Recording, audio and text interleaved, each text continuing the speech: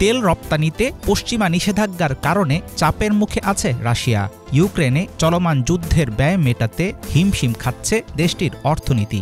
এমন বিপদে পুতিনের ব্যবসায়িক মিত্র হয়ে পাশে আছে বিশ্বের সবচেয়ে বড় গণতন্ত্রের দেশ ভারত। গত 2 বছরে দক্ষিণ এশিয়ার রাষ্ট্রটি হয়ে উঠেছে রাশিয়ান তেল ও গ্যাসের বিশ্বস্ত ক্রেতা। যুক্তরাষ্ট্রের নাকের ডগায় ক্রমেই জোরদার হয়ে উঠছে দুই দেশের সম্পর্ক। চিরশত্রু দুই পরাশক্তিকে নিয়ে যে খেলায় মেতেছেন নরেন্দ্র মোদী, কতটা ভালো হবে এর পরিণতি?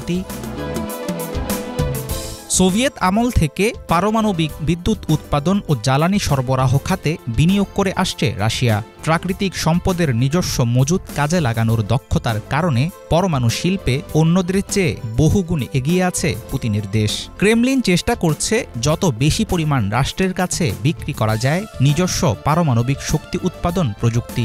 সেই ধারাবাহিকতায় ভারতে নতুন করে 6টি উচ্চ ক্ষমতাসম্পন্ন পারমাণবিক চুল্লি নির্মাণ ও অত্যাধুনিক পরমাণু বিদ্যুৎ কেন্দ্র স্থাপন করবে রাশিয়া। পারমাণবিক শক্তিতে রাশিয়ার আধিপত্য পুতিনকে সাহায্য করছে বিশ্ব মঞ্চে তার অবস্থান ধরে রাখতে। এই ক্ষমতার কারণেই তাকে ভয় পায় মার্কিন যুক্তরাষ্ট্র এবং ইউরোপ। মুখোমুখি যুদ্ধ সবসময় এড়িয়ে চলতে আগ্রহী পশ্চিমা জোট। কোনো পক্ষেই নেই আমরা, এমন একটি নিরপেক্ষ পররাষ্ট্রনীতির দোহাই দিয়ে পশ্চিমাদের বন্ধু থেকেও রাশিয়ার সাথে ব্যবসা চালাচ্ছেন ভারতের প্রধানমন্ত্রী নরেন্দ্র মোদী। রাষ্ট্রীয় আয় ও প্রভাব বাড়াতে অন্য দেশের কাছে নিউক্লিয়ার টেকনোলজি বিক্রির জোর চেষ্টা চালাচ্ছে রাশিয়া। প্রচলিত পারমাণবিক চুল্লি, অত্যাধুনিক ছোট আকারের মডুলার রিয়্যাক্টর এবং হ্যালিও নামে পরিচিত একটি সমৃদ্ধ ইউরেনিয়াম জ্বালানি, সাধ্যমতো সবকিছু নিয়ে ব্যবসায় নেমেছেন ভ্লাদিমির পুতিন। বিশ্বজুড়ে ক্রেতা রাষ্ট্রের পরিমাণ যত বাড়বে ততই বৃদ্ধি পাবে মস্কোর আয়, সেই সাথে বাড়বে রাশিয়ার প্রভাব।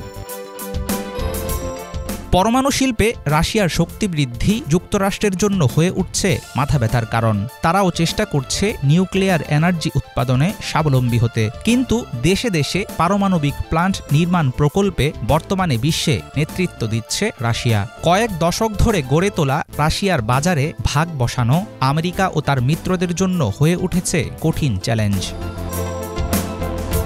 রাশিয়ার সাথে ভারতের ব্যবসায়িক সম্পর্ক নিয়ে নারাজ পশ্চিমা জোট। মোদির সাম্প্রতিক মস্কো সফর ও পরবর্তী পদক্ষেপগুলোর উপর রাখা হচ্ছে তীক্ষ্ণ নজর। কম দামে অপরিশোধিত তেল, নিউক্লিয়ার এনার্জি সহ দুই দেশের মিত্রতা থেকে নানাভাবে ফায়দা পাচ্ছে ভারত। পশ্চিমাদের বন্ধু থেকেও মস্কোর সাথে ব্যবসা চালিয়ে যেতে মোদিকে থাকতে হবে সতর্ক। হাফিজুল ইসলাম, বাংলা ভিশন।